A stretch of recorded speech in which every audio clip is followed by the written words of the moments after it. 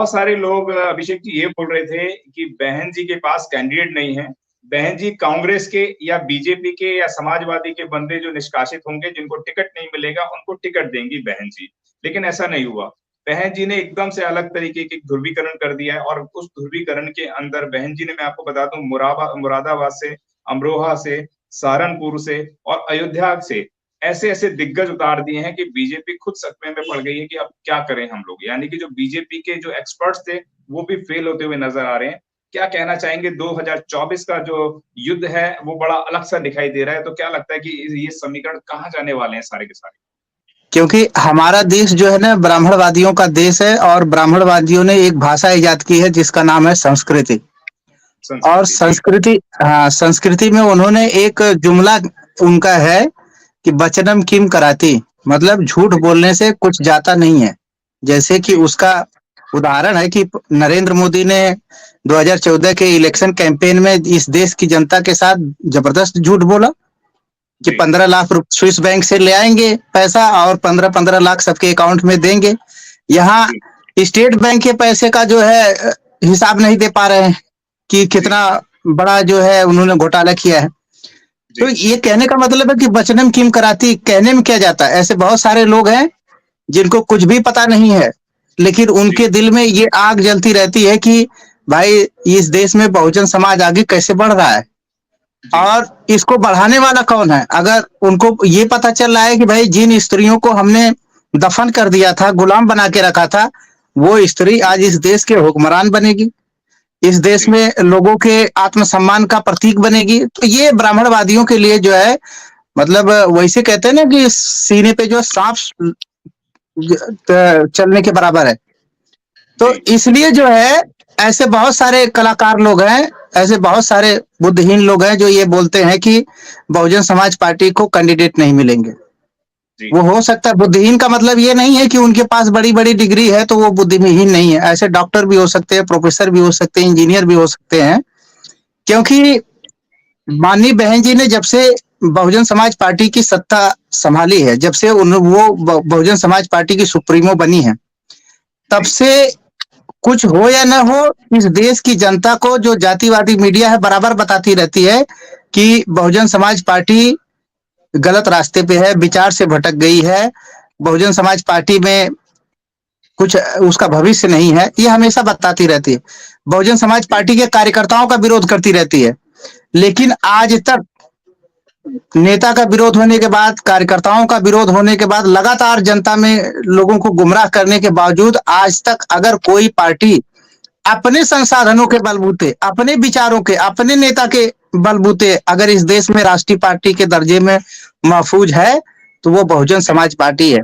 इसका एक हिंदी में लोग बात कहते हैं कि वह पथ क्या, पथिक कुशलता क्या है, जिस पथ में बिखरे सूल न हो, उस नाविक की धैर्य कुशलता क्या, जिसकी धाराएं प्रतिकूल न हो।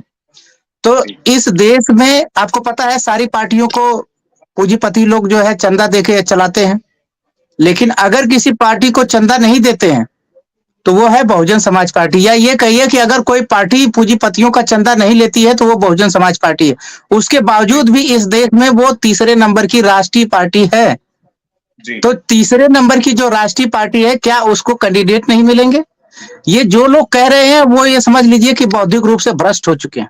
जो लोग भी कह रहे हैं, अगर आपको कोई भी सुनाई कहता हुआ सुनाई दे, वो हो सकता है उसके नाम के आगे डॉक्टर, इंजीनियर कुछ भी लगा हो, वो समझ लीजिए जी कि ये करप्ट आदमी है। ये बौद्धिक रूप से क्या है, बहुत करप्ट है, और उसके अंदर जो मनवादी विचार है ना, वो हावी है। तो ये पहली बात है कि जो लोग ऐसा कहते हैं उन लोगों को उनके बारे में आपको ऐसे समझने की जरूरत है। दूसरी बात, जो आपने पूछा कि बहन जी ने जो राजनीतिक समीकरण है वो बिगाड़ दिया है। बहन जी जी जिस पार्टी की नुमाइंदगी कर रही हैं, वो पार्टी बिगाड़ने के लिए नहीं है। उस जी पार्टी का लक्ष्य ही है कि लोग इस देश को बिगाड़ रहे हैं, हमें इस देश को बनाना है। इस देश में जातियों के आधार पे लोगों को तोड़ा गया है, तो जातियों के आधार पे जोड़ने का एजेंडा जो है केवल बहुजन समाज पार्टी के पास है। इस देश जी में धर्म के नाम पे झगड़े कराए जाते हैं, दंगे कराए जाते हैं, और धर्म के नाम पे शांति स्थापित करने का भाईचारा कमेटी बना के अगर लोगों के बीच में भाईचारा का संदेश देने की बात है तो वो बहुजन समाज पार्टी का एजेंडा है। तो जिस पार्टी का जोड़ने का एजेंडा हो, जिस पार्टी का अमन चैन बहाल करने का एजेंडा हो, जिस पार्टी को गरीबी हटाने का एजेंडा हो, वो पार्टी जो है, उस पार्टी के बारे में अगर कोई ये कहता है कि ये पार्टी कोई राजनीतिक समीकरण बिगाड़ रही, तो वो राजनीतिक समीकरण बिगाड़ती नहीं है, वो राजनीतिक समीकरण बनाती है।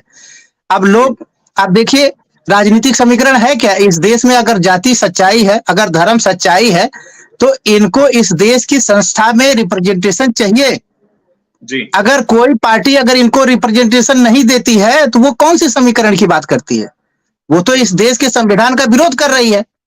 लेकिन बहुजन समाज पार्टी न किसी जाति को जो उसका रिप्रेजेंटेशन है उसको वंचित करती है, न किसी धर्म के लोगों को रिप्रेजेंटेशन के आधार पर वंचित करती है। सबकी भागीदारी देती है। सबकी भागीदारी देना ये एक संविधान के अनुरूप कदम है। अगर इस कदम के बारे में कोई न समझ पाए और वो बोले कि बहन कुमारी मायावती जी समीकरण बिगाड़ रही हैं, तो मुझे लगता है कि वो मानसिक रूप से दिवालिया हो चुका है। ऐसे लोगों को हमें समझने की जरूरत है कि इनकी मानसिक जो क्षमता है वो बहुत कमजोर हो चुकी है। ये ब्राह्मणवादी गाय का दूध पी रहे हैं, इसलिए इनको सोचने की कोई जो सोचने विचारने की क्षमता है इनकी मर चुकी है। तो ऐसे लोगों को बहुजन समाज से क्या है, हमेशा सावधान रहने की जरूरत है कि जो लोग इस तरह का नैरेटिव, इस तरह का प्रोपेगेंडा जनता के बीच में रखते हैं, वो मानसिक रूप से विक्षिप्त लोग हैं। जो बहुजन समाज पार्टी पे आरोप लगाते हैं, इसका मतलब है कि वो लोग इस देश की व्यवस्था को नहीं समझते हैं। इस देश की लोगों की जो इच्छा है, जो आकांक्षा है, इस देश की लोगों की जो जरूरत है, उसको लोग नहीं समझते हैं। इसलिए आज बहुजन समाज पार्टी केवल समय के अनुसार जो डिसीजन ले रही है, सारे लोगों का अपना डिसीजन फेल हो जा रहा है। उनको ऐसा लगता था कि हम बहुजन समाज पार्टी को किसी न किसी तरह मैनिपुलेट कर लेंगे, लेकिन आज वो जब देख रहे हैं कि बहुजन समाज जो है, बहुजन समाज पार्टी के नेतृत्व में खड़ा हो रहा है, तो ऑटोमेटिक लोगों का जो समीकरण है वो विध्वंस हो रहा है उसका। तो ये सच्चाई है जिसको लोगों को समझने की जरूरत है। और इस तरह का कोई भी एलिगेशन सही नहीं है। और बहुजन समाज पार्टी का जो एजेंडा है, उस एजेंडे पे बहुजन समाज पार्टी आज भी काम कर रही है। जी, आज हम आपके लिए लेकर आए हैं बहुजन समाज की एक ऐसी किताब, कहीं हम भूल ना जाएं, एक ऐसी ऐतिहासिक किताब है जिसके अंदर आपको ऑडियो वीडियो देखने को मिलना है। ये पहली बहुजन समाज की ऐतिहासिक किताब है जिसके अंदर आप वीडियो भी देख सकते हैं। अब किताब के अंदर कैसे वीडियो देख सकते हैं ये मैं आपको पहले दिखा दूं। आइए तो हम देखते हैं। सबसे पहले आपने करना ये काम है कि किसी भी पेज पर मोबाइल द्वारा आप गूगल पे जाएंगे और गूगल पे जाने के बाद आपको कैमरे का निशान नजर आता है। इस कैमरे पे आप क्लिक करेंगे तो ये QR कोड को स्कैन कर लेगा। स्कैन करने के बाद यहाँ पर आप देखेंगे ये लिंक आ गया। आप जैसे लिंक पर क्लिक करेंगे आपकी वीडियो चालू हो जाएगी, यानी कि आपको एक सटीक जानकारी मिलने वाली है, एक ऑथेंटिक जानकारी मिलने वाली है। बहुजन समाज की पहली ऐतिहासिक किताब है जिसके अंदर आपको तमाम महापुरुषों की जानकारी मिलने वाली है। आप इस किताब में देख पाएंगे तथागत सम्यक बुद्ध जिनकी पूरी जीवनी आपको मिलने वाली है, महान सम्राट अशोक जिनका जीवनी आपको इसके अंदर पूरी मिलने वाली है, संत कबीर दास, संत शिरोमणि गुरु रविदास, सम्राट मीर भोज जिन्होंने इतिहास रचने का काम किया, गुरु घासीदास बाबा, वीरांगना झलकारी बाई, वीरांगना उदा देवी पासी, नागेली वीरांगना की कहानी, एकलव्य जिसका अंगूठा काट लिया था धोखे से, चोखा मेला हरिचंद ठाकुर, ज्ञानदीप छत्रपति शाहू जी महाराज, बिरसा मुंडा, ज्योतिबा फूले, माता सावित्रीबाई फूले, फातिमा शेख, EV रामास्वामी, स्वामी अच्युतानंद, बाबा साहब डॉक्टर BR अम्बेडकर जिनका मूल ग्रंथ आपको इसमें छोटी सी किताब में मिलने वाला है। आप ऑडियो भी देख सकते हैं, वीडियो भी देख सकते हैं।